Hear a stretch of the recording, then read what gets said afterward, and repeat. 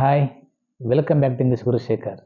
Today in this class we will discuss how to use the verb get in different situations or in different contexts. ಇವತ್ತಿನ ವಿಡಿಯೋದಲ್ಲಿ get ಎನ್ನುವ ಕ್ರಿಯಾಪದವನ್ನು ಹೇಗೆ ನಾವು different ಕಂಟೆಕ್ಸ್ಟ್ಗಳಲ್ಲಿ ಬೇರೆ ಬೇರೆ ಸಂದರ್ಭಗಳಲ್ಲಿ ಸೇಮ್ ವರ್ಡನ್ನು ಯೂಸ್ ಮಾಡ್ತೀವಿ ಅಂತ ನೋಡೋಣ.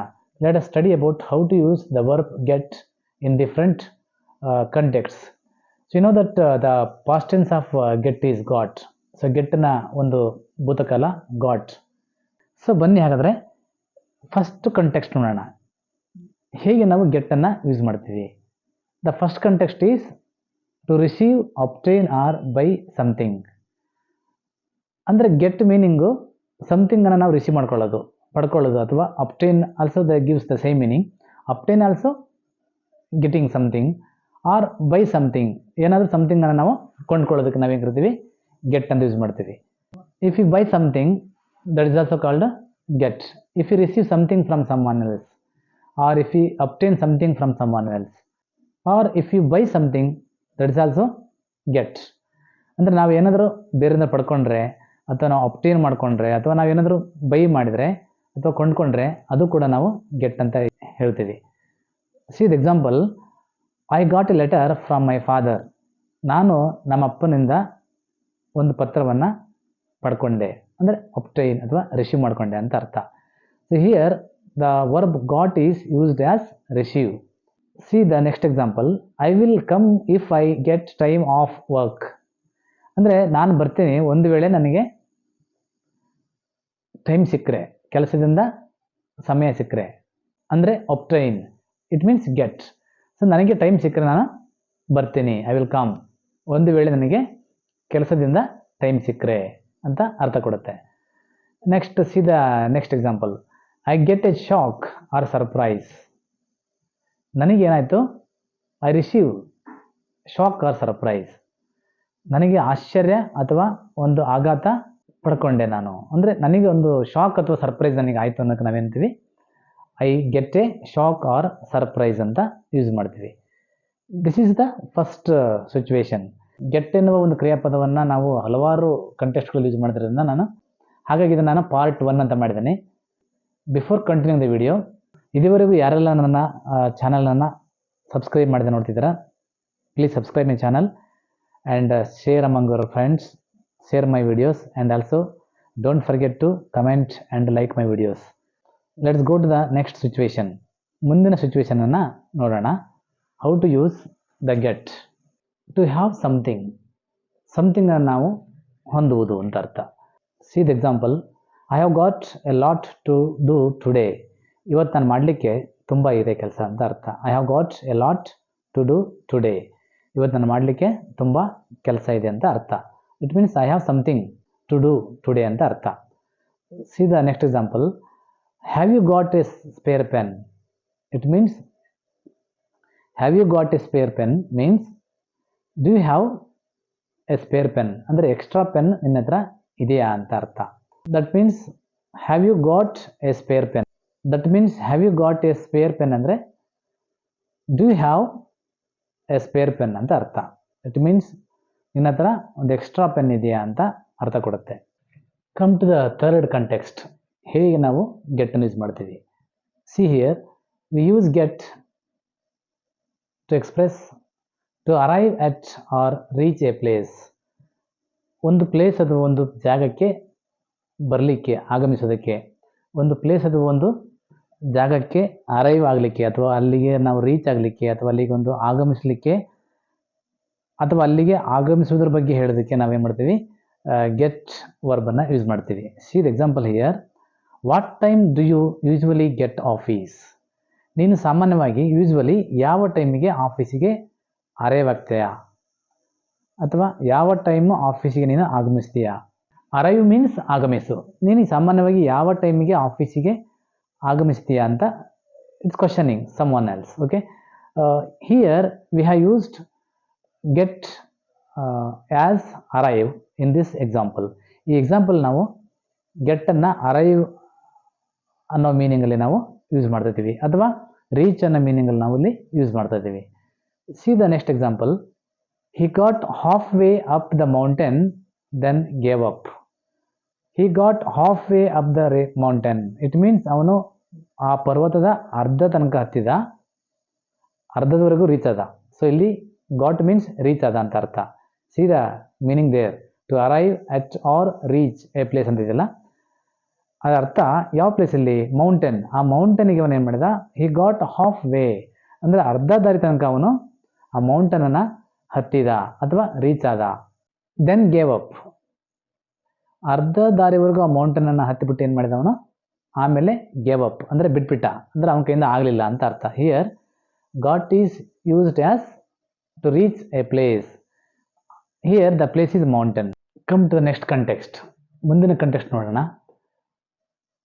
Here we use get the verb to express something, to move or go somewhere, or to move or put something somewhere. ಏನಾದರೂ ವಸ್ತುವನ್ನು ಎಲ್ಲಾದರೂ ಇಡಲಿಕ್ಕೆ, ಇಡೋದ್ರ ಬಗ್ಗೆ ಮಾತನಾಡುವಾಗ, ಅಥವಾ to move or go somewhere, ಎಲ್ಲಾದರೂ ಹೋಗೋದ್ರ ಬಗ್ಗೆ ಅಥವಾ ಮೂವ್ ಆಗೋದ್ರ ಬಗ್ಗೆ ನಾವು ಮಾತನಾಡುವಾಗ ಗೆಟ್ಟನ್ನು ಯೂಸ್ ಮಾಡ್ತೀವಿ. So it is better to understand this concept with the help of examples. Examples ಮೂಲಕ ನೀವು ಈ ಒಂದು ಕಾನ್ಸೆಪ್ಟನ್ನು ಅರ್ಥ ಮಾಡ್ಕೊಳ್ಳೋಕೆ ಈಸಿ ಆಗುತ್ತೆ. See here for example, they can't swim so they couldn't get cross the river. ನೋಡಿಲಿ, they can't swim so they couldn't get cross the river. It means they can't swim, ಅವರು ಈಜ್ಲಿಕ್ಕೆ ಆಗಲಿಲ್ಲ, ಹಾಗಾಗಿ they could not move the river. ಅಂದರೆ ಅವರಿಗೆ ನದಿಯಲ್ಲಿ move ಆಗಲಿಕ್ಕೆ ಆಗಲಿಲ್ಲ. ಕಾರಣ ಅಂದರೆ ದೇ ಕಾಂಟ್ ಸ್ವಿಮ್, ಅವರಿಗೆ ಈಜಾಡಲಿಕ್ಕೆ ಬರಲ್ಲ, ಹಾಗಾಗಿ so they could not get cross the river, ಅಂದರೆ ಅವರಿಗೆ ರಿವರನ್ನು ಮೂವ್ ಮಾಡಲಿಕ್ಕೆ ಅಥವಾ ರಿವರನ್ನು ಪಾಸ್ ಮಾಡಲಿಕ್ಕೆ ಆಗಲಿಲ್ಲ ಅನ್ನೋ ಅರ್ಥ ಕೊಡುತ್ತೆ. So here the meaning of get is move ಅಂತ. See the next example, we couldn't get the parcel upstairs. It means we couldn't move the parcel upstairs ಅಂತ. It means we couldn't put something somewhere ಅಂತ. It means ಯಾವುದಲ್ಲಿ something? Parcel. ಆ parcel ಇದೆಲ್ಲ ಅದು ತುಂಬ weight ಇರ್ಬೋದು, ಹಾಗಾಗಿ ಇದನ್ನು ಅಪ್ಸ್ಟೇರ್ಸ್ಗೆ ಒಯ್ಯಲಿಕ್ಕೆ ಆಗಲಿಲ್ಲ, ಅಥವಾ ಅಪ್ಸ್ಟೇರಲ್ಲಿ ಅದನ್ನು ಇಡಲಿಕ್ಕೆ ಆಗಲಿಲ್ಲ. ಅಂದರೆ they couldn't put something. It means something ಅಂದರೆ ಅದರಲ್ಲಿ ಪಾರ್ಸೆಲ್. ಎಲ್ಲಿ? Somewhere means upstairs. ಆ ಅಪ್ಸ್ಟೇರ್ಸಲ್ಲಿ ಈ ಭಾರವಾದ ಪಾರ್ಸೆಲನ್ನು ಇಡಲಿಕ್ಕೆ ಅವರಿಂದ ಆಗಲಿಲ್ಲ ಅಂತ ಅರ್ಥ ಕೊಡುತ್ತೆ. So get means here put something somewhere ಅಂತ. ಇಟ್ ಮೀನ್ಸ್ ಪಾರ್ಸೆಲನ್ನು ಅಪ್ಸ್ಟೇರ್ಸಲ್ಲಿ ಇಡಲಿಕ್ಕೆ ಅವರಿಂದ ಸಾಧ್ಯ ಆಗಲಿಲ್ಲ ಅನ್ನೋದು ಇಲ್ಲಿ ಅರ್ಥ ಕೊಡುತ್ತೆ. See the next example, my foot was swollen and couldn't get my shoe of. It means ನನ್ನ ಫುಟ್ ಸ್ವೋಲನ್ ಆಗಿದೆ, ಅಂದರೆ ಸ್ವೆಲ್ಲಿಂಗ್ ಆಗಿದೆ, ಹಾಗಾಗಿ ನನಗೆ ನನ್ನ ಶೂಸನ್ನು ಮೂವ್ ಮಾಡಲಿಕ್ಕೆ ಆಗಲಿಲ್ಲ. ಇಟ್ ಮೀನ್ಸ್ ನನ್ನ ಶೂಸನ್ನು ರಿಮೂವ್ ಮಾಡಲಿಕ್ಕೆ ಆಗಲಿಲ್ಲ ಅಂತ ಅರ್ಥ ಕೊಡುತ್ತೆ. ಇಲ್ಲಿ get means to move something. ಯಾವುದನ್ನು ಮೂವ್ ಮಾಡೋದಲ್ಲಿ? ಶೂಸನ್ನು ಕಾಲಿಂದ ಮೂವ್ ಮಾಡೋದು, ಅಥವಾ ಕಾಲಿಂದ ಶೂವನ್ನು ರಿಮೂವ್ ಮಾಡೋದಕ್ಕೆ ನಾವೇನು ಕರಿತೀವಿ? ಇಲ್ಲಿ ಗೆಟ್ ಅಂತ ಕರಿತೀವಿ. ಆ ಸೋಲನ್ ಫುಟ್ ಆಗಿರೋದ್ರಿಂದ ನನ್ನ ಕಾಲಿಂದ, ನನ್ನ ಪಾದದಿಂದ ಶೂಸನ್ನು ಮೂವ್ ಮಾಡಲಿಕ್ಕೆ ಅಥವಾ ಅದನ್ನು ಕಳಿಸ್ಲಿಕ್ಕೆ ಅಥವಾ ಶೂವನ್ನು ರಿಮೂವ್ ಮಾಡಲಿಕ್ಕೆ ನನ್ನಿಂದ ಆಗಲಿಲ್ಲ ಅಂತ ಅರ್ಥ ಕೊಡುತ್ತೆ. ಸೊ ಇಲ್ಲಿ get means move. See the next context. We use get here to express, to become, to reach a particular state or condition, to make somebody or something be in a particular condition. ಅಂದರೆ ಒಬ್ಬ ವ್ಯಕ್ತಿ ಅಥವಾ ಒಂದು ಸಮಥಿಂಗನ್ನು ಒಂದು particular ಸ್ಥಿತಿಗೆ ಅಥವಾ ಒಂದು particular ಪೊಸಿಷನ್ನಿಗೆ ಏನು ಮಾಡೋದು? ರೀಚ್ ಮಾಡೋದು. ಅಂದರೆ ಒಬ್ಬ ವ್ಯಕ್ತಿ ಅಥವಾ ಒಂದು ಸ್ಥಿತಿ ಸಮಥಿಂಗ್ ಬದಲಾವಣೆ ಆಗೋದು, ಅಂದರೆ ಒಂದು ಪರ್ಟಿಕ್ಯುಲರ್ ಸ್ಥಿತಿ ಅಥವಾ ಪರ್ಟಿಕ್ಯುಲರ್ ಸ್ಟೇಟಿಗೆ ಅದನ್ನು ಚೇಂಜ್ ಆಗೋದು. ಅಂದರೆ ಒಂದು ಸ್ಥಿತಿಯಿಂದ ಇನ್ನೊಂದು ಸ್ಥಿತಿಗೆ ಚೇಂಜ್ ಆಗೋದು. It means to become a reach, ಅಥವಾ ಒಂದು ಸ್ಥಿತಿಗೆ ತಲುಪೋದು, ಒಂದು ಕಂಡೀಷನಿಂದ ಇನ್ನೊಂದು ಕಂಡೀಷನಿಗೆ ರೀಚ್ ಆಗೋದು. ಅಥವಾ ಸಮಥಿಂಗ್ ಆರ್ ಸಂಬಡಿ, ಯಾರಾದರೂ ಆಗಲಿ ಅಥವಾ ಯಾವುದಾದ್ರಾಗಲಿ ಒಂದು ಪರ್ಟಿಕ್ಯುಲರ್ ಕಂಡೀಷನ್ನಿಗೆ ಅದು ಏನಾಗೋದು? ರೀಚ್ ಆಗೋದು ಅಥವಾ ಚೇಂಜ್ ಆಗೋದಕ್ಕೆ ನಾವು ಕರಿತೀವಿ ಗೆಟ್ ಅಂತ ಕರಿತೀವಿ. So see the example. So ಈ ಕಾನ್ಸೆಪ್ಟ್ ತುಂಬ ಕಾಂಪ್ಲೆಕ್ಸ್ ಅನಿಸುತ್ತೆ. ಸೊ ಎಕ್ಸಾಂಪಲ್ ನೋಡಿ, ನಿಮ್ಗೆ ಈಸಿಯಾಗಿ ಅರ್ಥ ಆಗುತ್ತೆ. See the example, you can understand very easily. It's getting dark. So in this example ಕತ್ಲೆ ಆಗ್ತಾ ಇದೆ ಅಂತ ಅರ್ಥ.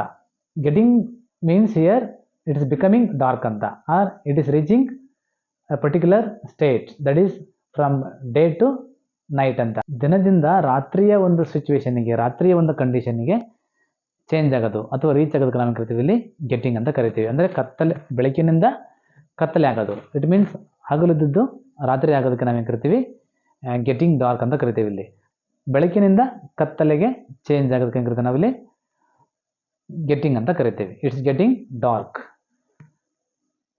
Next example, when did you get married? ಅಂದರೆ ನೀನು ಯಾವಾಗ ಮದುವೆ ಆದೆ ಅಂತ ಪ್ರಶ್ನೆ ಮಾಡೋದು. ಅಂದರೆ ನೀನು ಯಾವಾಗ ಮದುವೆ ಆದೆ ಅಂತ ಇನ್ನೊಬ್ಬರನ್ನ ಕ್ವಶನ್ ಮಾಡೋದು. It means when did you get married ಅಂದರೆ ಬ್ಯಾಚುಲರಿಂದ ಮ್ಯಾರಿಡ್ ಪರ್ಸನ್ ಆಗಿ ಯಾವಾಗ ನೀನು ಚೇಂಜ್ ಆದೆ ಅಂತ ಅರ್ಥ. ಅಂದರೆ ಒಂದು ಕಂಡೀಷನಿಂದ ಇನ್ನೊಂದು ಕಂಡೀಷನಿಗೆ ಚೇಂಜ್ ಆಗೋದು. Becoming A married man from A bachelor ಅಂದರೆ ಒಬ್ಬ ಬ್ಯಾಚುಲರಿಂದ ಒಬ್ಬ ಮ್ಯಾರಿಡ್ ಮ್ಯಾನ್ ಆಗಿ ಚೇಂಜ್ ಆಗೋದು. ಆ ಕಂಡೀಷನಿಂದ ಈ ಕಂಡೀಷನಿಗೆ ಚೇಂಜ್ ಆಗೋದಕ್ಕೆ ನಾವು ಕರಿತೀವಿ ಇಲ್ಲಿ ಗೆಟ್ ಅಂತ ಕರಿತೀವಿ. So when did you get married, ನೀನು ಯಾವಾಗ ಮದುವೆ ಆದೆ ಅಂತ ಹೇಳಿದಾಗ ಇಲ್ಲಿ ಗೆಟ್ ಅಂದರೆ it means become or reach particular state. ಅಂದರೆ ಬ್ಯಾಚುಲರಿಂದ ಮ್ಯಾರಿಡ್ ಪರ್ಸನ್ ಆಗಿ ಚೇಂಜ್ ಆಗೋದು. ಆ ಕಂಡೀಷನಿಂದ ಈ ಕಂಡೀಷನಿಗೆ ಚೇಂಜ್ ಆಗಿದೆಯಲ್ಲ, ದಟ್ ಈಸ್ ವಾಟ್ ಗೆಟ್ ಅಂತ ಅರ್ಥ ಕೊಡುತ್ತೆ ಇಲ್ಲಿ. See the next example, is always getting into trouble ಅಂದರೆ ಅವನು ಯಾವಾಗಲೂ ತೊಂದರೆಗೆ ಸಿಕ್ಕಾಕೊಳ್ತಾನೆ ಅಂತ ಅರ್ಥ. ಇಟ್ ಮೀನ್ಸ್ ಅವನ ಒಂದು ಕಂಡೀಷನ್ ಒಂದು ಕಂಡೀಷನಿಂದ ಇನ್ನೊಂದು ಕಂಡೀಷನ್ಗೆ ಚೇಂಜ್ ಆಗುತ್ತೆ. ಇಟ್ ಮೀನ್ಸ್ ಅವನು ಚೆನ್ನಾಗಿದ್ದವನು ತೊಂದರೆಗೆ ಸಿಕ್ಕಾಕೊಳ್ಳೋದು ಒಂದು change of condition. It means from one state to another state, ಅಥವಾ ಒಂದು ಕಂಡೀಷನಿಂದ ಇನ್ನೊಂದು ಕಂಡೀಷನಿಗೆ ಅವನೇನಾಗುತ್ತಾನೆ ತಲುಪ್ತಾನೆ. ಅಂದರೆ ಒಂದು ಕಂಡೀಷನಿಂದ ಇನ್ನೊಂದು ಕಂಡೀಷನಿಗೆ ಅಥವಾ ಒಂದು ಸ್ಟೇಟಿಂದ ಇನ್ನೊಂದು ಸ್ಟೇಟಿಗೆ, ಪರ್ಟಿಕ್ಯುಲರ್ ಸ್ಟೇಟಿಗೆ ಅವನೇನಾಗ್ತಾನೆ ರೀಚ್ ಆಗ್ತಾನೆ ಅಥವಾ ಚೇಂಜ್ ಆಗ್ತಾನಲ್ವಾ. That is what getting into trouble. See the next context here. We use get verb here to express to go to a place and bring something back or fetch. It means ಒಂದು ಪ್ಲೇಸಿಗೆ ಹೋಗ್ಬಿಟ್ಟು ಸಮಥಿಂಗ್ನ ನಾವು ತಗೊಂಡು ಬರೋದು ಅಥವಾ fetch ಅಂತ ಕೂಡ ಕರಿತೀವಿ ಅದನ್ನು.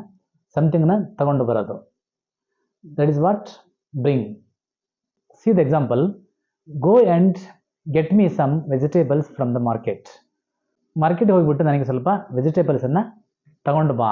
ಬ್ರಿಂಗ್ ಮೀ ಅಂತ ಇಲ್ಲಿ ಗೆಟ್ ಅನ್ನೋದು ಬ್ರಿಂಗ್ ಅಂತ ಅರ್ಥ ಕೊಡುತ್ತೆ ಅಂತ ಫೆಚ್ ಅಂತ ಅರ್ಥ ಕೊಡುತ್ತೆ. ಇಟ್ ಮೀನ್ಸ್ ಗೆಟ್ ಅಂದರೆ ಇಲ್ಲಿ ಅರ್ಥ ಬ್ರಿಂಗ್ ಆರ್ ಫೆಚ್ ಅಂತ ಅರ್ಥ ಕೊಡುತ್ತೆ. See the next context here. We use get instead of be in the passive voice. Passive ವಾಯ್ಸಲ್ಲಿ ನಾವು ಬಿ ಇ ಇದೆಯಲ್ಲ, ಬಿ ಫಾರ್ಮ್ ಅಂತ ಕರಿತೀವಿ, ಅಥವಾ ಬಿ ಇ ಇದೆಯಲ್ಲ, ಅದರ ಬದಲು ನಾವೇನು ಮಾಡ್ತೀವಿ we use get in the passive voice. Passive ವಾಯ್ಸಲ್ಲಿ ನಾವು ಬಿ ಅನ್ನುವ ಒಂದು ಹೆಲ್ಪಿಂಗ್ ವರ್ಬಿನ ಬದಲು ಗೆಟ್ ಎನ್ನುವ ಒಂದು ಕ್ರಿಯಾಪದವನ್ನು ಯೂಸ್ ಮಾಡ್ತೀವಿ. See the example, don't leave your purse on the table or it will get stolen. ಅಂದರೆ ನಿನ್ನ ಪರ್ಸನ್ನು ಟೇಬಲ್ ಮೇಲೆ ಇಡಬೇಡ. ಕಾರಣ ಏನಂತಂದರೆ ಇಟ್ ವಿಲ್ ಗೆಟ್ ಸ್ಟೋಲನ್, ಇಲ್ಲ ಅಂದರೆ ಅದು ಕಳ್ತನ ಆಗ್ಬಿಡುತ್ತೆ. It means it will get stolen ಅನ್ನೋದು ಪ್ಯಾಸಿವ್ ಫಾರ್ಮಲ್ಲಿದೆ. So instead of using it will be stolen, we can use it will get stolen. It will be stolen ಅನ್ನೋ ಬದಲು ನಾವೇನು ಮಾಡ್ತೀವಿ ಇಟ್ ವಿಲ್ ಗೆಟ್ ಸ್ಟೋಲನ್ ಅಂತ ನಾವು ಯೂಸ್ ಮಾಡ್ತೀವಿ. So ಅಲ್ಲಿ ಬಿ ಬದಲು ನಾವು ಗೆಟ್ಟನ್ನು ಯೂಸ್ ಮಾಡಿದ್ದೀವಿ. That is in passive voice. Friends, ಇವತ್ತಿನ ವಿಡಿಯೋದಲ್ಲಿ ಗೆಟ್ಟನ್ನು ಹೇಗೆಲ್ಲ ನಾವು ಡಿಫ್ರೆಂಟ್ ಕಂಟೆಕ್ಸ್ಟಲ್ಲಿ ಯೂಸ್ ಮಾಡ್ತೀವಿ ಅಂತ ನೋಡಿದ್ವಿ. ಸೊ ಇದು ಪಾರ್ಟ್ 1 ಅಂತ ನಾನು ಆಲ್ರೆಡಿ ಹೇಳಿದ್ದೀನಿ. So in the part 2 we will discuss some more contexts, that is how to use get in a different contexts in the next video also. So ಮುಂದಿನ ವಿಡಿಯೋದಲ್ಲೂ ಕೂಡ ನಾವು ಗೆಟ್ ಎನ್ನುವ ಒಂದು ಕ್ರಿಯಾಪದವನ್ನು ಹೇಗೆ ಬೇರೆ ಬೇರೆ ಕಂಟೆಕ್ಸ್ಟ್ಗಳಲ್ಲಿ, ಬೇರೆ ಬೇರೆ ಸಿಚುವೇಶನ್ಗಳಲ್ಲಿ ನಾವು ಯೂಸ್ ಮಾಡ್ತೀವಿ ಅಂತ ಮುಂದಿನ ವಿಡಿಯೋದಲ್ಲಿ ನೋಡೋಣ. That is in the part 2. So ಹಾಗಾಗಿ ಇವತ್ತಿನ ವಿಡಿಯೋನ ನಾವು ಮುಗಿಸೋಣ. So thank you for watching this video.